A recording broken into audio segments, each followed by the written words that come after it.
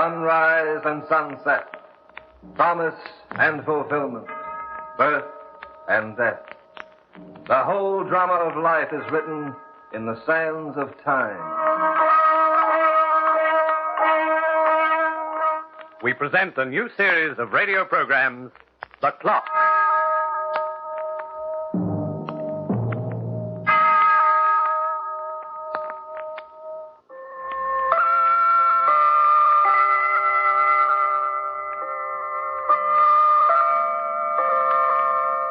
Have you ever noticed how time has a sameness about itself?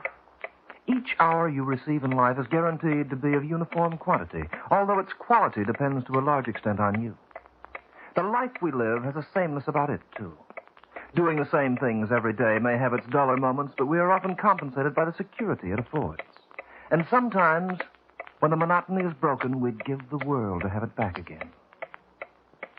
When Joe and Nora Spencer were married, they went to Niagara Falls like so many millions before them. Later, they bought a little 5-room suburban house, and it looked exactly like the hundreds of other 5-room suburban houses you see so often.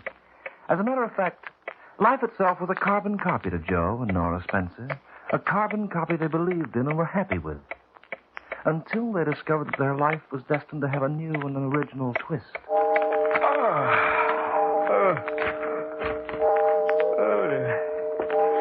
Goodness, 10 o'clock. I guess we'll hit the hay early tonight, Nora. Mm-hmm. Finished with the newspaper? Just about.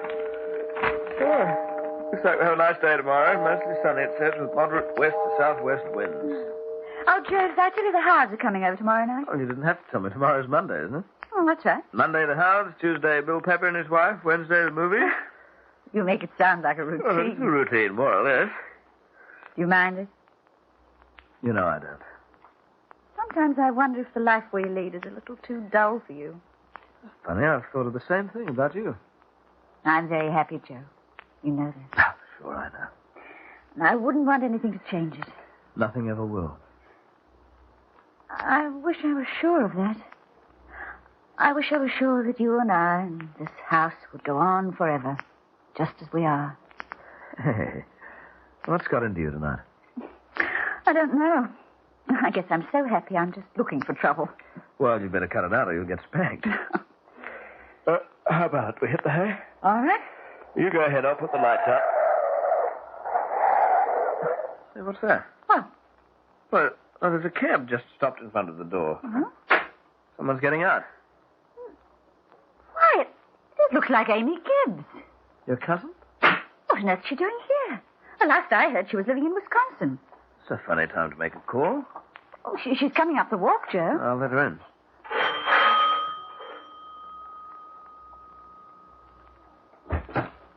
Cousin Joe. Hello there, Amy.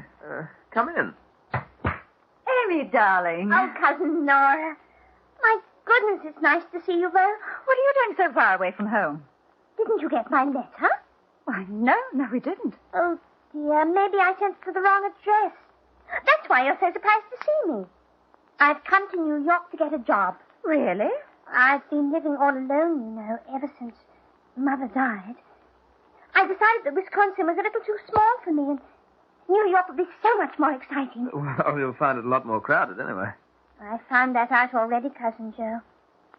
That's why I'm here. Well, I hope you won't think I'm intruding. Why, not at all, Amy. My train got in 2 hours ago, and would you believe it? I can't find a single hotel in the town that has a room for me. That's not unusual.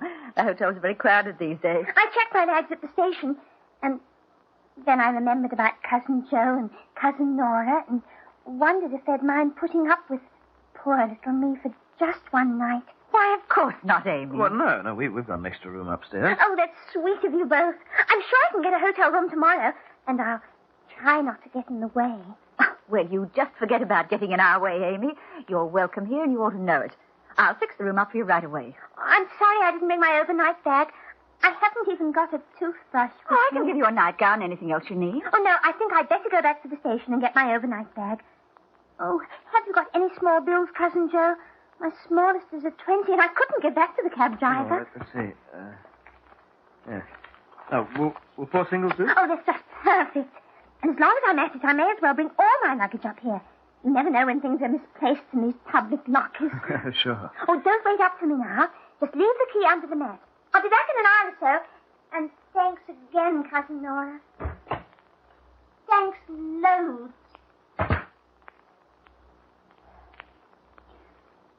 Well, I'd better get her room ready. Nora? Yes, Joe? Nothing at all.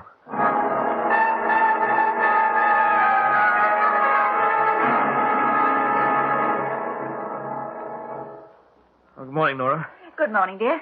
Here's your coffee. Thanks. Oh, be careful. It's very hot. Where's Amy? I thought I'd go downtown with her and help her find a place to stay. I'm afraid poor Amy isn't feeling very well. She isn't? I spoke to her up in her room a little while ago. She's had an attack of migraine or something. She asked me if she could stay another day or so until she got over it. Oh, well, if she's ill... I told her she could stay as long as she liked. You did? Well, I was only being polite, Joe. I'm sure she'll be gone in a day or two as soon as she's well. I still wish you hadn't told her that. Well, why? I don't know. I just wish you hadn't. Oh, I'm sorry. I shouldn't be that way. It's just that I'm not used to having someone around. It's always been you and me and no one else. And I'm afraid I like it that way.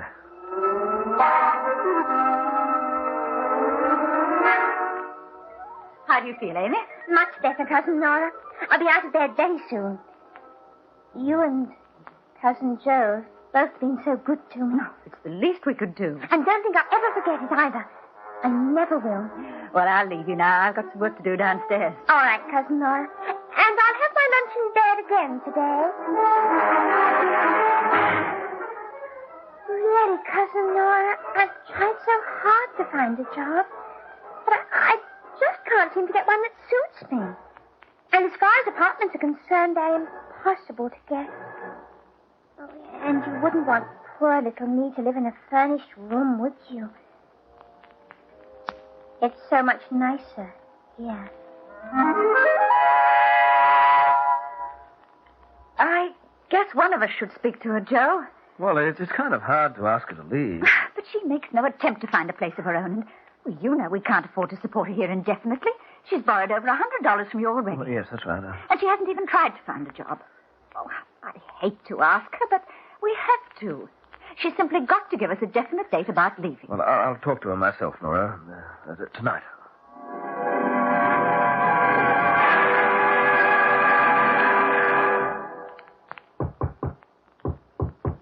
Yes? It's Joe, Amy. May I come in? Oh, please do. I've just been fixing up my room. Isn't it pretty? Those curtains look familiar. I took them from your room, Cousin Joe. Oh, I didn't think Cousin Nora would mind. They look so much nicer here. Amy, I want to talk to you. About what? Well, you've been here over a month now. Oh, has it been that long? My, how time flies. No, it isn't that. We don't want to rush you, but... Nora and I'd like to know exactly how long you plan to stay. Oh, I'll be leaving soon. How soon? Cousin Joe, you almost sound as if you're anxious for me to go. Well, You've really liked having me here. I know that. I can tell the way you look at me sometimes. I don't know what you mean. Your life has been so dull, Cousin Joe. So unexciting. Haven't I brought something new into it? Oh, Amy, Yesterday, while I was doing my hair in front of the mirror, my door was open. I saw you watching me. Well, I just glanced in. I've seen that look in a man's eyes before. Amy, this is crazy. You've watched me often, Cousin Joe. When I've walked up and down the stairs, when I've laughed. Sometimes I didn't even have to see you. I could feel your eyes. Amy, you've got to leave. I'm young, Joe. Young and pretty. Boys have told me lots of times how pretty I am. They say I do something to them. Do I do something to you, Joe? Amy. Put your arms around me. Please, Joe. Hold me in your arms.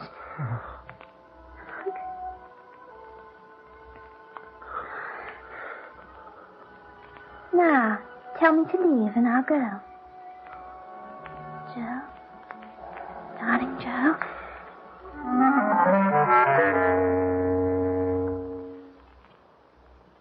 Did you speak to her, Joe? Yes, I talked to her. When is she leaving? Nora, I've been thinking it over. I mean, you see, it doesn't seem fair to... But Joe! Let us stay a little longer, Nora. Give her a chance to get her bearings. Well, if you feel that way, it's all right with me. I suppose it can't do any harm. No, of course not. It can't do any harm at all.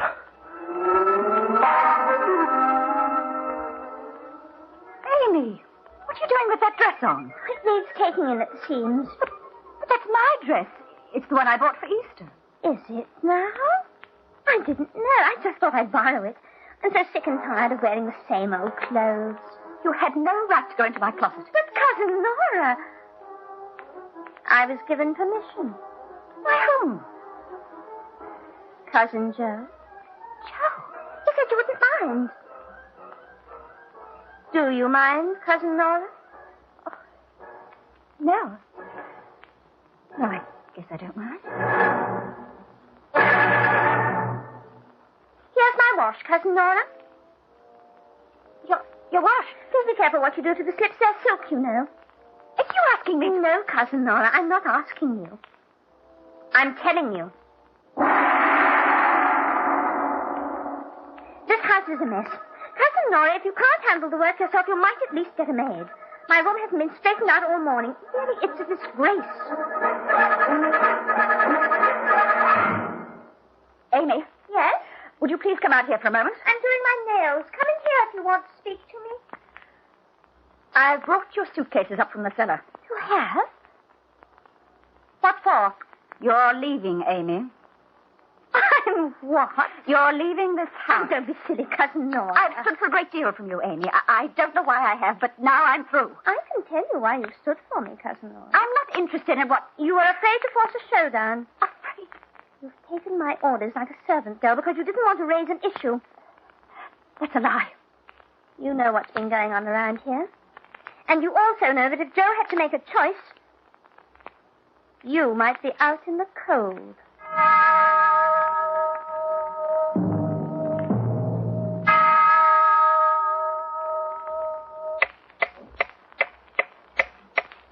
The male animal has been on this earth for quite a while. It's taken him thousands of years to reach his present stage of civilization. But the wrong woman can send him back to the jungle and the caves in exactly half an hour. How dare you talk to me like that? Now, let's have no hysterics, Cousin Nora. I think I'm being very generous under the circumstances. Generous? I'm letting you stay here, aren't I? I could tell your husband to get rid of you if I wanted to. I could tell him to send you away, but I've got a big heart. I'm beginning to see that. You haven't got a chance against me, Nora, and you know it. How dare you? The arrangements we have is peculiar, I must admit, but I like it this way. Temporarily, at least. When a man meets another woman, he usually separates from his wife. In this case, I'm adding a little twist to it. I'm letting you stay. That's very kind of you. Of course, you have an alternative. Have I? You can pack your things and get out. Joe will give you a divorce. I'll see that he does. Well? I'll stay, Amy. I thought you would. There, my nails are finished. Lovely, aren't they?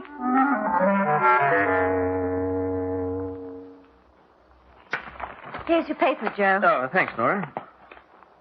Don't you want to read it? I haven't time. Where's Amy? She hasn't come in yet. Oh, I forgot to tell you, Nora. Mr. Lewis is sending me to Chicago for a few days to introduce the new line.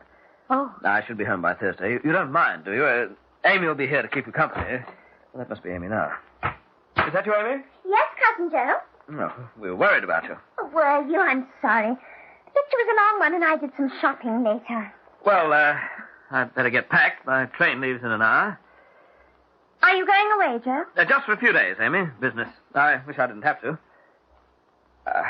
Well, I'd better get started. See you when I've packed. You're being very sensible, Cousin Nora. Am I? It's always best to accept things as they are. I know you and I'll get along while Cousin Joe is gone. Won't we, Nora?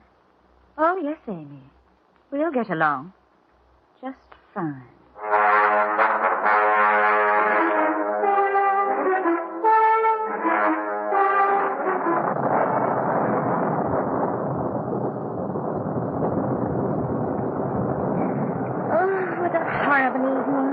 It's too wet to go out and too dull to stay in. Laura, when did Joe say he'll be home? Thursday. This is only Monday. Are you bored, Amy? Very. I intend to do my best to entertain you. Entertain me? What can you do for excitement? Play checkers? You'll get your share of excitement, Amy. Be patient. Why are you looking at me like that? Was I looking at you in any particular way? Just don't start any funny business, Cousin Nora. You'll regret it. How old are you, Amy? That's none of your affair. You can't be any more than 23 or 4. What about it? You have so much to look forward to in life. And there's so much you could miss. I often think of death, Amy. Sometimes when I fall asleep, I dream of it. And it comforts me. Stop talking like that. I don't like it. Oh, I think I'll go to bed. My head's been bothering me all day. If you're sick, why don't you call a doctor? I'm quite all right. It's just that I keep forgetting things and my head aches so. Good night, Amy. Good night. I hope your dreams are as pleasant as mine.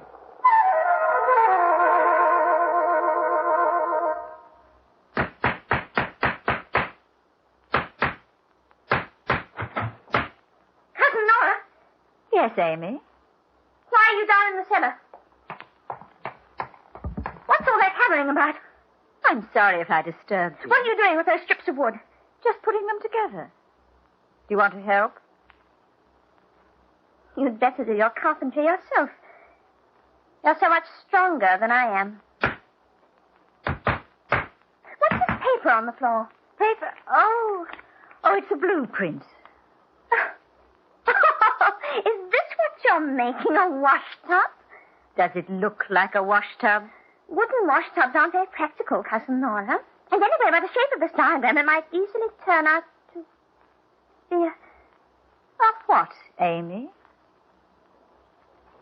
It almost looks like a coffin. Yes, it does, doesn't it? What are you trying to pull around here? Is this a cheap trick to scare me? Answer me, do you hear? Answer me. Go to bed, Amy. Go to bed and get some rest.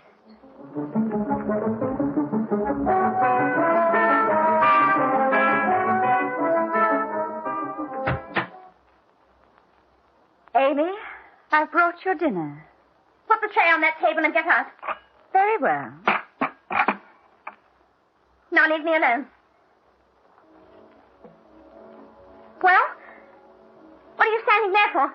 I want to know if you like the soup. It's very good. Here, let me... What did you just put in that soup? Oh, why, nothing. I saw you drop something in there. What are you trying to do? Poison me? You shouldn't have smashed that cup, Amy. Get out, do you hear? Get out! Good night, Amy. I know what I'll do. I'll get the police.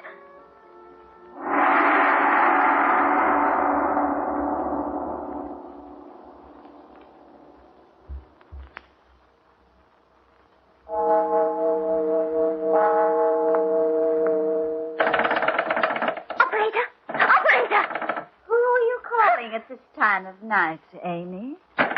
No one. Why aren't you in bed? I'm not tired. Amy. Don't come near me. You're crazy. You're out of your mind. Stay away from me, Nora. I wish you wouldn't carry on in this way. What's that? Oh, it sounds like a police car. One of the neighbors must have heard me. Now I'll put you where I'll never see you again. Amy, come. You see this bottle? I found it in your room. It's poison. You tried to put it in my food. Oh, I'll be rid of you for good now. For good. Is this the Spencer house? Oh, officer, you're just in time. She tried to kill me. She tried to poison me. She's gone out of her head. Are you Mrs. Spencer? I'm Mrs. Spencer, officer. I'm the woman who called you before, and this is the girl I told you about. Oh. All right, girlie. Come on. Let's you and me take a little walk. Oh, but there's nothing wrong with me. She's the one you want. Look, she tried to put this poison into my food. Do you deny that you put this in my food? Do you deny it? Of course where I put it in. But I tried to tell you it was only saccharin. Saccharin? How long has this been going on? Ever since my husband left, officer. There's a washtub downstairs she keeps referring to as a coffin. Oh, I've done my best to calm her. She's lying! Can't you see she's lying? Well, come on, girlie. We can talk it over downtown. Get your hands off me! Easy now. Let's not get rough, sister. Oh, just a moment, officer. Yeah? You see, this girl is my cousin, and I feel responsible for her. She's not really insane. It's just that she's emotionally upset. I don't want to see her put away. Well, that's not up to me, lady. But if I talk to the proper authorities and testify that she's never really done anything wrong, do you think they might put her under my care? That all depends, lady. It's up to you. You'll go away for a nice long rest, won't you, Amy? And if I come down and talk on your behalf, you'll do as I say, won't you, Amy? You! Come on, girlie. Come on.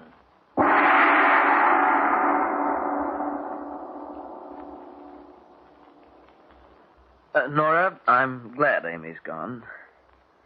You are, Joe? I was going to ask her to leave myself. Well, this way is better. You were going to ask her? You don't believe me, do you? It doesn't matter now. Nora, there's something you ought to know. Don't, Joe. No, I've been kind of a fool, Nora. I don't know how to explain it. Then don't try. This trip was the first time I've been away from you in 12 years. I know it sounds kind of funny, but it gave me time to do a little thinking and to understand how I'd miss you if you went away. Joe, let's forget it. Amy's gone, and the rest doesn't matter. This chair feels comfortable. I couldn't find one as soft as this in the whole hotel. Nora, I don't deserve the break you're giving me, but I'll try to make up in some way. Here's your paper, Joe. I picked it up for you this evening. Thanks, Nora.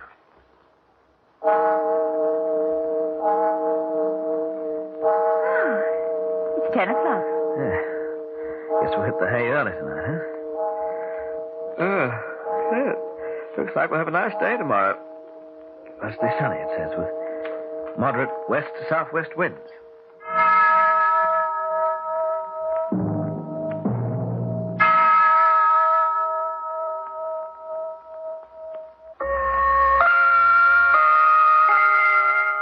Yes, life has a sameness about it, and it's something we all get used to and enjoy. In the last analysis, it's the dependable things that count the most. The 60 minutes you're sure of in each hour, the 24 hours in every day. You wouldn't want that changed, even if it were possible, would you? And I couldn't change it if I tried. The Clock will be heard again next week, same time. This program was written by Lawrence Clee, and Hart McGuire was heard as The Clock. As Joe, Nora, and Amy were Charles Tingwell, Lynn Murphy, and Coralie Neville. The Clock, directed by John Saul, is a Grace Gibson radio production.